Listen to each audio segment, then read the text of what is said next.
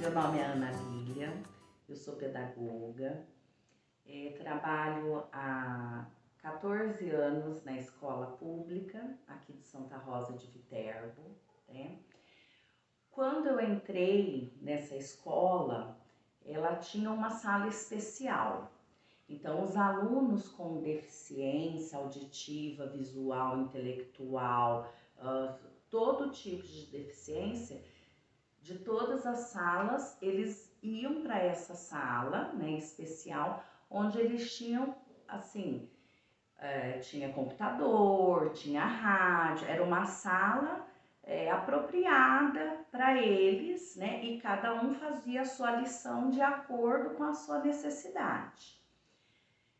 Com o passar do tempo, essa sala foi desfeita, né, e os alunos foram para a sala que realmente eles deveriam estar, né?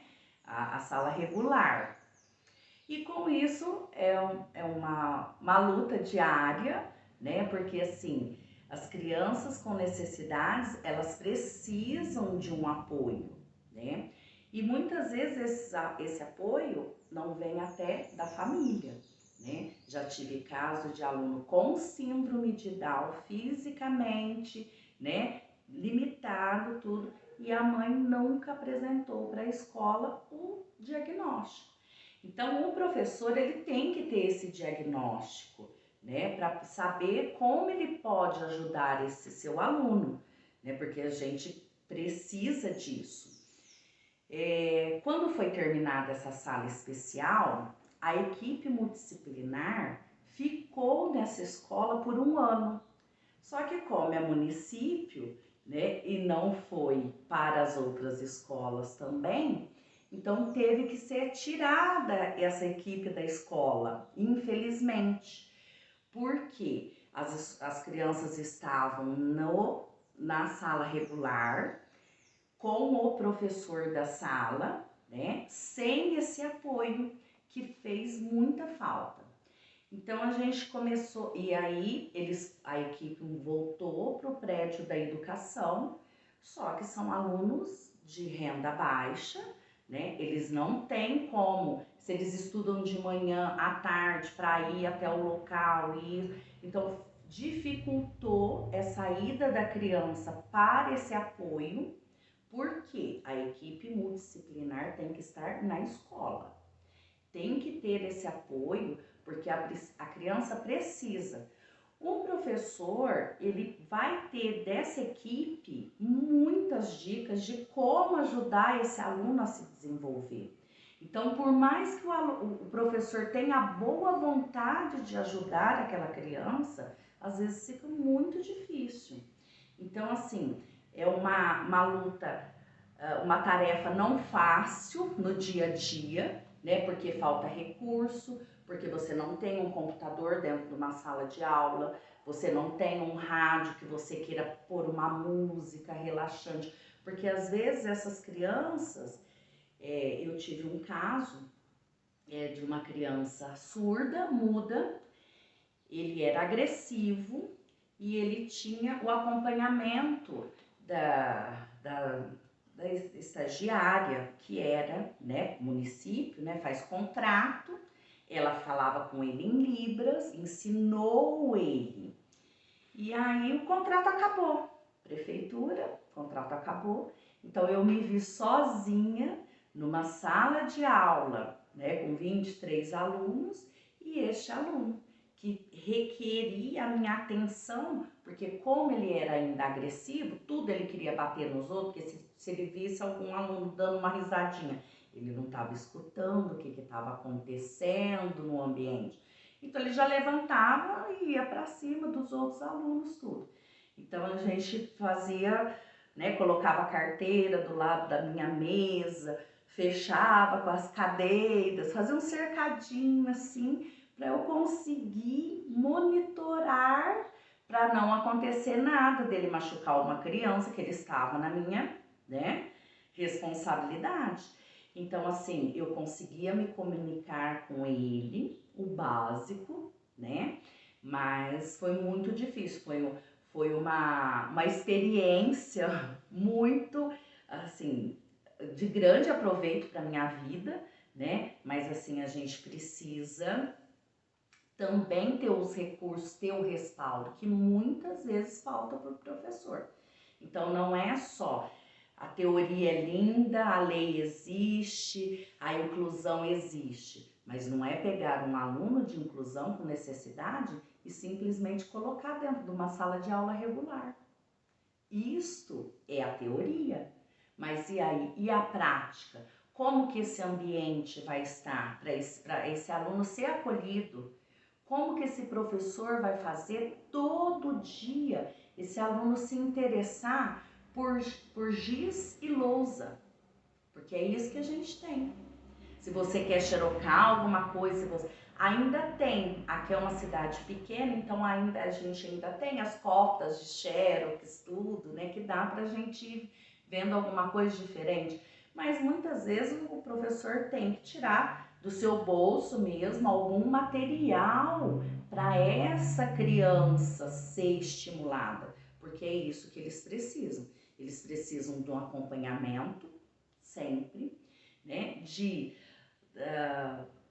Como que fala? Eles se sentirem capazes de fazer aquilo, entendeu? Estimulados, como toda criança, como todo, né? Então o professor tem esse papel, ele tem que estimular, ele tem que, e muitas vezes também até trazer um pouco a família para dentro, né? Da escola, para ver como que funciona, porque às vezes você também faz até um trabalho de estimular a autoestima da criança, conseguir aprender, conseguir escrever, né? Uma coisa que era só aquela letra tremida, tudo, e os pais também não têm esse reconhecimento. Então é um trabalho de escola, é um trabalho de família que envolve a todos, né? E precisamos de mais respaldo para a gente garantir aí a educação de qualidade para todos os alunos. Bom, vou dar alguns exemplos, né, para a gente ter noção que a prática requer algumas, né?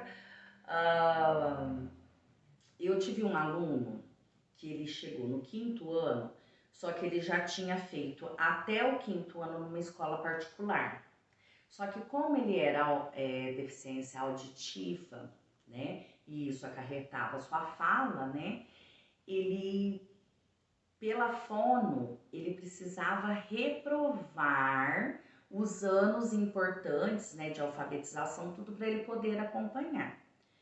Quando ele chegou na escola, assim, eu já o conhecia, né, da escola particular, mas ele... eu tive que fazer da minha sala um ambiente para acolhê-lo, né? Porque assim, ele acompanhava a sala, ele não era aquela criança que eu precisaria fazer um trabalho extra, né? Um trabalho diferenciado. Então, ele acompanhava a sala, só que, por exemplo, se eu fosse ditar, né? O cravo brigou com a rosa. Com ele na sala, eu teria que falar pausadamente na sua frente. Então, assim, com isso, essa simples ajuda, tudo que eu fosse fazer, tudo que eu fosse explicar, eu sempre me posicionava na sua frente e falava pausadamente. Os alunos no começo, é lógico, né? Ai, pro, já acabei, ai, pro. A gente tem que esperar, nós vamos esperar todos. Então, assim, sempre o professor chamando os demais para respeitar o limite de cada um, né? Então, isso é muito importante para o ambiente escolar, para o ambiente sala de aula. Então, assim, eu consegui, né? Ele tinha um acompanhamento no HC, porque a sua doença requeria, ele fisicamente também, por causa que usava aquele implante do aparelho e tal. Então, assim, ele tinha outros cuidados, né, que a família o levava. E chegou ao final, porque fazia a avaliação, levava para fono, levava, né, tinha todo esse vai e volta com os outros profissionais. e chegou à conclusão que esse aluno não iria reprovar o 5º ano, porque ele estava bem e ia acompanhar, né, a outra sala que ele fosse, né, o outro ciclo que ele fosse. Então, assim, isso foi uma vitória com simples, no dia a dia, com coisas simples. Então, você parar na frente do seu aluno e falar pausado, isso fazia com que ele acompanhasse e conseguiu. E hoje em dia ele é estagiário no fórum, ele faz a parte de recepção das pessoas. Ele que preenche o formulário, ele que coloca se é para ir com o promotor, o que é ele que é responsável por essa sessão no fórum hoje da cidade. Então, assim, é uma vitória, né? Porque eu já tive crianças com muita dificuldade, né? Em ler, em escrever, que hoje em dia é lixeiro, né? Ele precisou fazer um concurso para entrar, né? Então, assim, eu tenho um aluno que é entregador de lanchonete. Ele, mesmo com a sua dificuldade que eu sei lá de trás, né? Ele sabe dar o troco, ele sabe, né, vir a se localizar. Então, assim, as crianças, elas precisam desse respaldo, dessa atenção especial para eles se incluírem na sociedade, né? Eles têm um trabalho honesto, eles recebem por aquilo que eles fazem, graças ao esforço deles também. Então, assim, são jovens hoje em dia que eu encontro pela cidade pequena e que eu falo, nossa, que legal que você está aqui, você continuou o estudo? Ah, não deu, parei no 3º, isso, né? Mas assim, foi até onde ele conseguiu, sabe ler, sabe escrever, sabe fazer as contas, né? Então, assim, eles estão inseridos em sociedade, que é isso que a gente precisa ter também em mente. Como que eu vou preparar o meu aluno, né? Dar o troco, atravessar a rua, a se localizar, mesmo que é uma cidade pequena. Por exemplo, minha casa é 1105. Da vizinha da frente é 1150. O que tem de troca, de entrega, de carteiros. Então, assim, a gente tem que ter essa preocupação da gente sempre fazer o melhor para o nosso aluno. Esse carteiro que entrega errado, é culpa dele? Não é. Ele às vezes não foi bem instruído, não voltou lá nos números, né? A professora do primário, como se diz, né? Não mostrou para eles qual é o número, como compõe. Então, assim, conforme a gente recebe o nosso aluno, a gente tem que ver o que aquele aluno precisa. Aí ele está no 5º ano, eu não vou alfabetizar. 5º ano não alfabetiza. Peraí, mas meu aluno precisa de uma alfabetização. Meu aluno precisa identificar os números. Teve o 1º, o 2º, o 3º e o 4º.